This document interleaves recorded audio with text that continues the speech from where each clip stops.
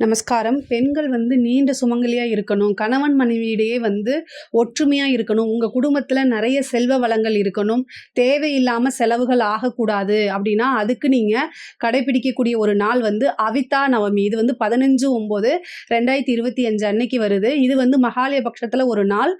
இதுல என்னன்னா, சுமங்கலிகள் அதாவது கணவனுக்கு முன்னாடியே மனைவி சுமங்கலியாவே இறந்திருப்பாங்க இல்லையா? அவங்களுக்காக நீங்க பிரார்த்தனை பண்ணிட்டு, அவங்கள நெனச்சு நீங்க தர்ப்பணம் குடுக்கணும். முக்கியமா இன்னைக்கு நீங்க என்ன செய்யணும் அப்படின்னா, நல்ல வயதான சுமங்கலியா இருப்பாங்களா, அவங்கள 3 அல்லது 5, 7 இந்த மாரி கூப்ட்டு வெத்தல பாக்கு இதெல்லாம் குடுத்து அவங்க கிட்ட ஆசீர்வாதம் வாங்கிக்கணும். முடிஞ்சா அவங்களுக்கு சாப்பாடு குடுத்து, ஏதாவது ஒரு ப்ளவுஸ் பீட் ரவிக்கை குடுத்து, வெத்தல பாக்கோட ரவிக்கை குடுத்து அவங்க கிட்ட ஆசீர்வாதம் வாங்கிக்கங்க. இதனால உங்களோட குடும்பம் நல்ல சுபிக்ஷமா இருக்கும். அது மட்டும் இல்லாம நீண்ட நாட்கள் சுமங்கலியா இருப்பீங்க.